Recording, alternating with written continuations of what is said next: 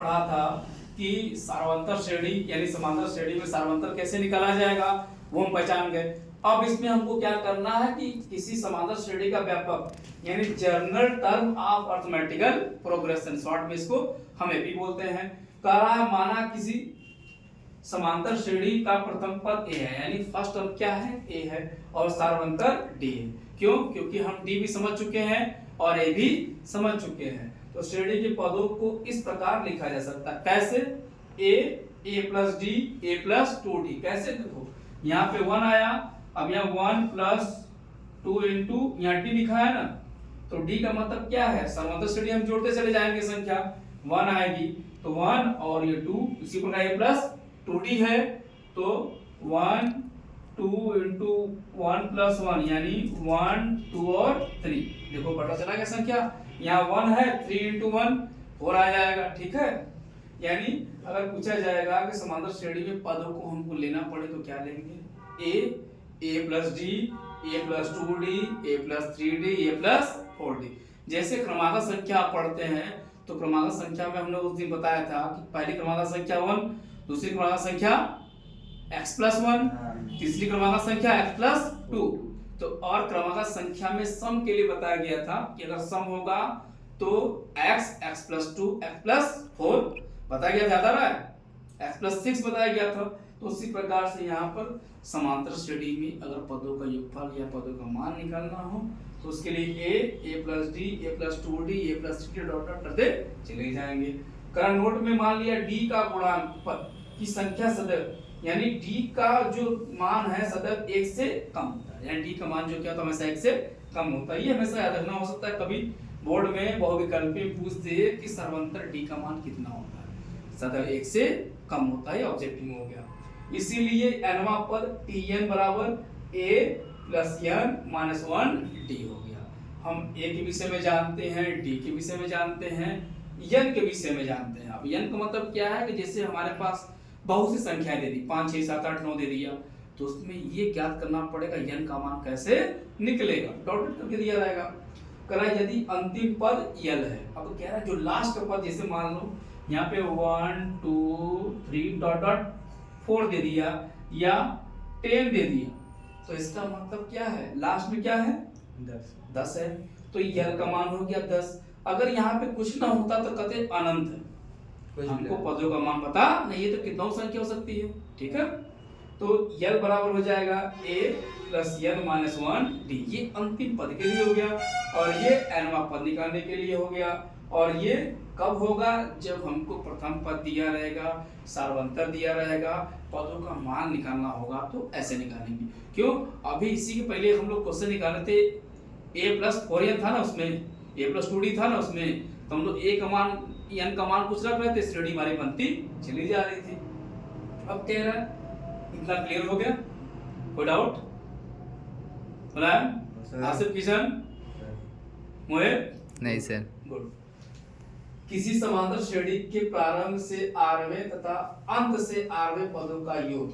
कह रहा किसी समांतर श्रेणी के प्रारंभ से 8वें तथा अंत से 8वें पदों का योग प्रथम पद तथा अंतिम पदों के बराबर होता है। यानी ये जो हम लोगों ने फॉर्मूला लिखा, ये कह रहा है किसी समांतर श्रेणी के प्रारंभ से 8वां तथा अंत से 8वां पदों का योग प्रथम पद तथा अंतिम पद के योग के बराबर होता है। यानी माना समांतर श्रेणी का प्रथम पद a है, सार्वंतर d है, अंतिम पद l है, तो फॉर्मूला क्या हो जाएगा?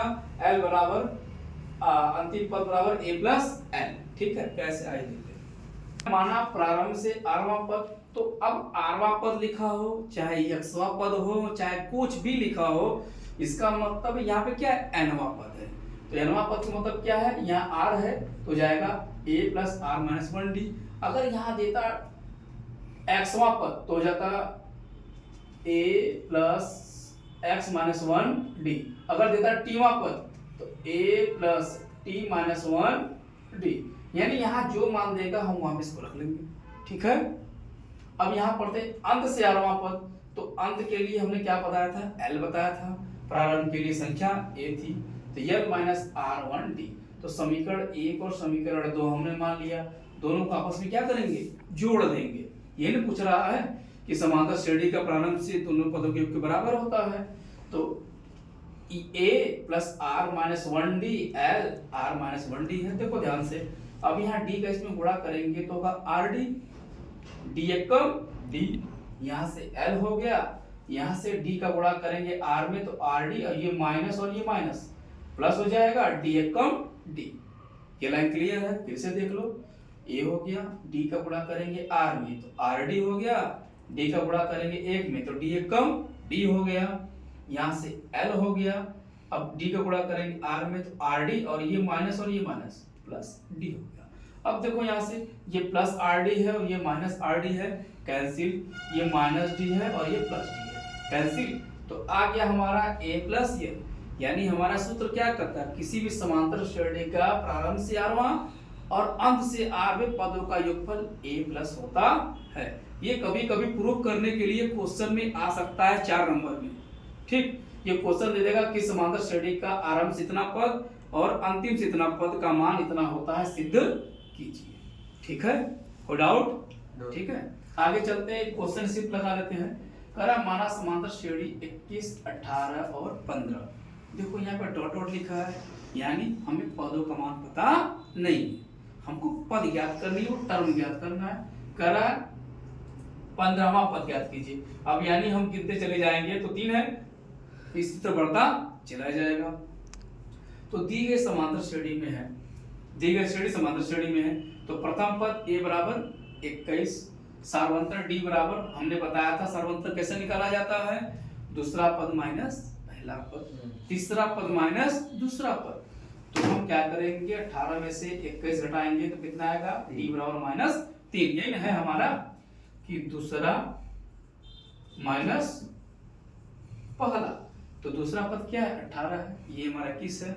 उसी प्रकार से जिसे दूसरा माइनस पहला है, उसी प्रकार तीसरा माइनस दूसरा होगा।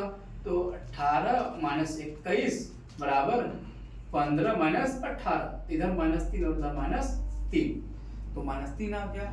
यानी हम कह सकते हैं श्रेणी कैसी है, समांतर है। समांतर श्रेणी की डेफिनेशन क्या है, ऐसी श्रेणी जिसकी सार्वंतर का मान एक समान आएगा। अब एक समान का मतलब है चाहे माइनस में आए चाहे प्लस में आए, लेकिन संख्या एक समान आनी चाहिए। क्लियर है? आगे बढ़ते हैं।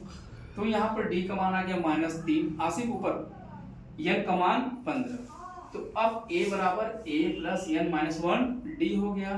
तो कौन सा पद पूछ रहा है, 15वां।